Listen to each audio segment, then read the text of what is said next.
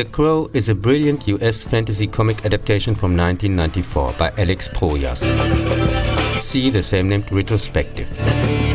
And from my point of view, timeless and perfect, which should neither be continued nor remade.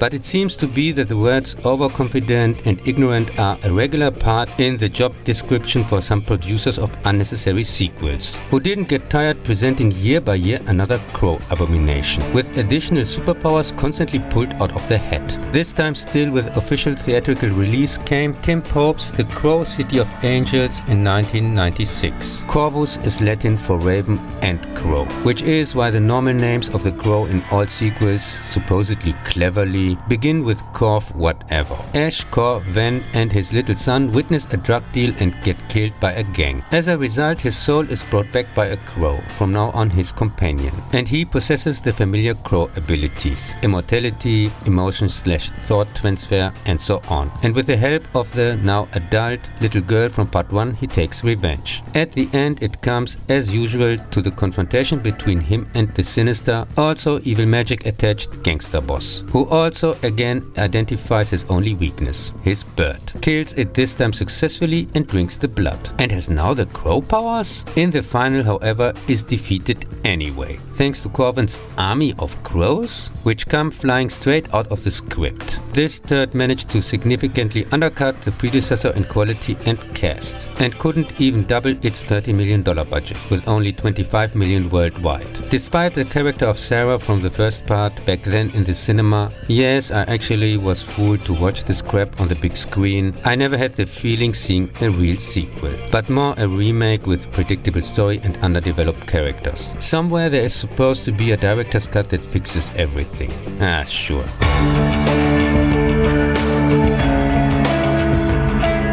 When in 1998 Crow the series appeared in the video store, I really thought this was an April Fool's joke. The pilot double episode is again more or less a rehash of the original, with a stupid ending where his final opponent also turns into a crow.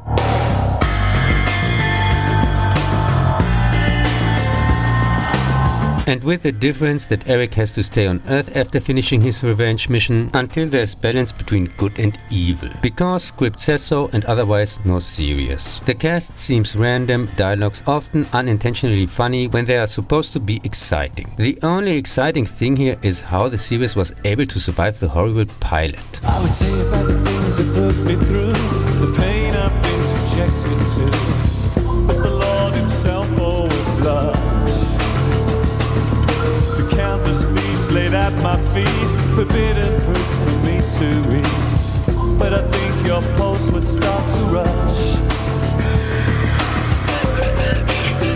In the 45-minute episodes, Eric Draven most of the time walks around normally, spontaneously transforming into the Crow, with makeup and all, when the script needs it. But sometimes he forgets the makeup. Also doesn't try to kill anyone because TV, hangs out in his apartment, his connection to Shelley, and practices electric guitar, for which the landlord wants to see rent in one episode, and he's supposed to get a job, huh? And later even starts performing with his old band Hangman's Joke again? Has some visions when he touches people or things. Anthony Michael Hall 3 years later as Johnny in The Dead Zone with similar abilities, has a guest appearance as a serial killer.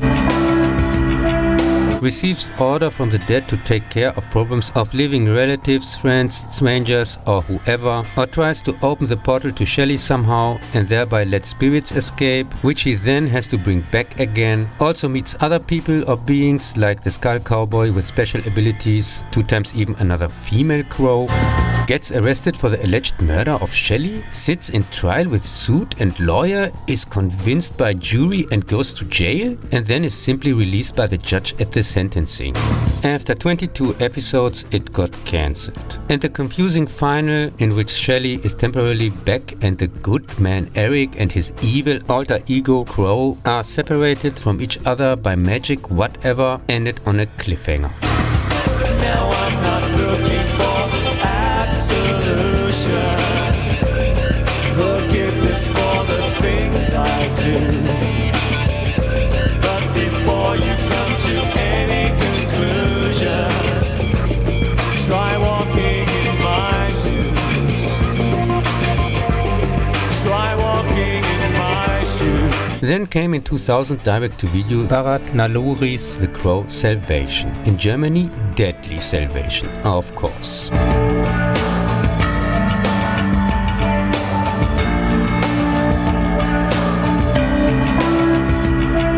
Here, Alex Corvis is innocently executed for allegedly murdering his girlfriend Lauren. As usual, he comes back to avenge her death. He also tries to find a mysterious, extremely conspicuously scarred man who planted the murder weapon on him at the time, and whose existence is constantly doubted by all involved. The one-armed man from The Fugitive sends greetings. In his investigations, he also arrives just in time to help Lauren's younger sister. From a group of corrupt cops and a company called Dirt?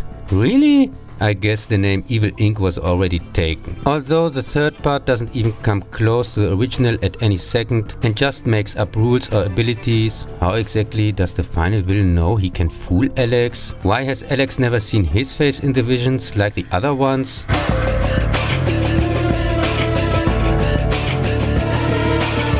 Why all the fuss about the scars and this over-convoluted conspiracy in the first place?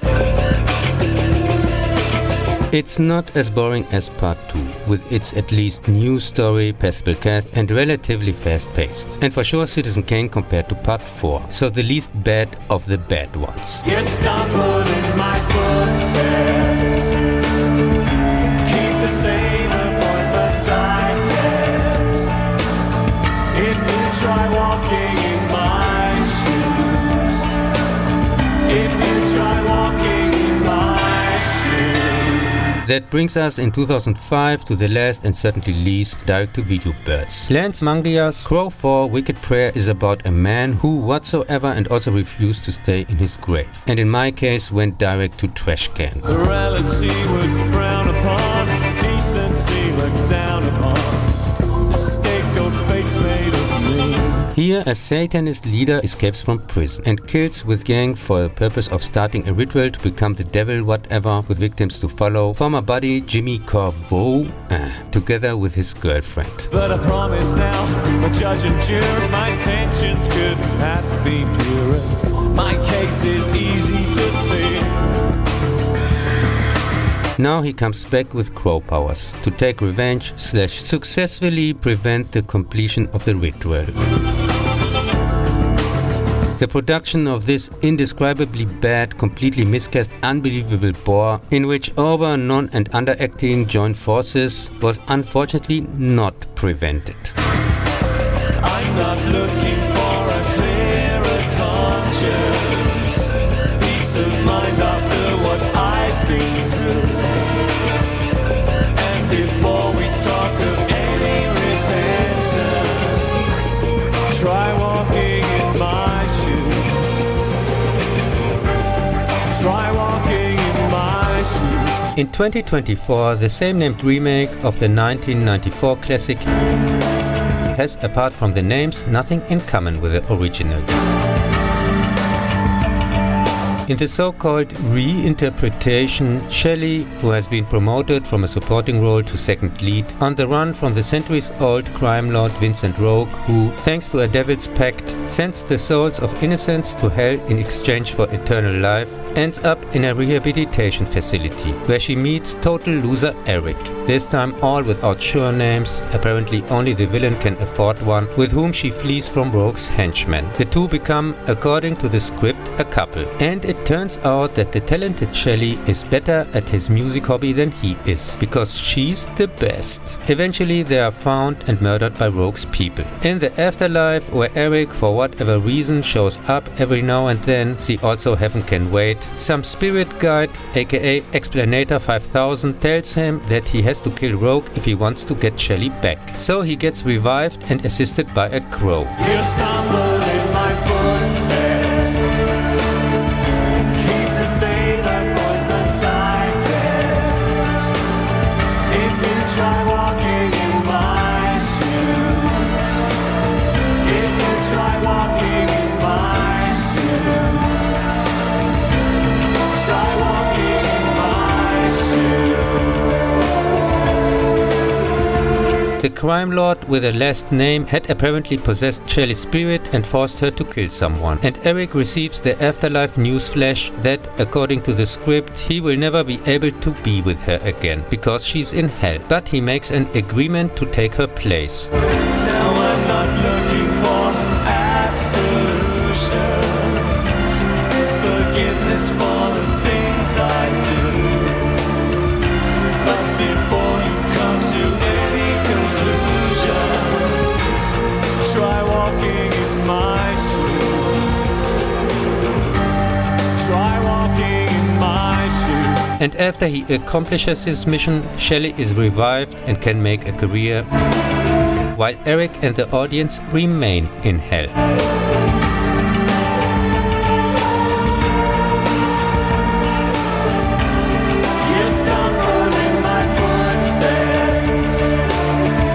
The woke Rupert Sanders' unnecessarily complicated and at the same time boring as hell $50 million mega flop, which makes all of its predecessors look better, even the dreadful Wicked Prayer, which was at least unintentionally funny, rightly received devastating feedback across the board, at least from the few who sat through the sleeping pill. Try walking in my shoes. Most people who didn't have to watch it for a review or something simply ignored it, these lucky bastards, and couldn't even make $5 million on release in the US. So not even half as much as the 1996 Crow 2 City of Angels flop in its first week, 28 years ago, which was also only half as expensive. With this Crowdemic, I wonder if anybody stays dead. If more stupid birds show up, I will get a bird screen.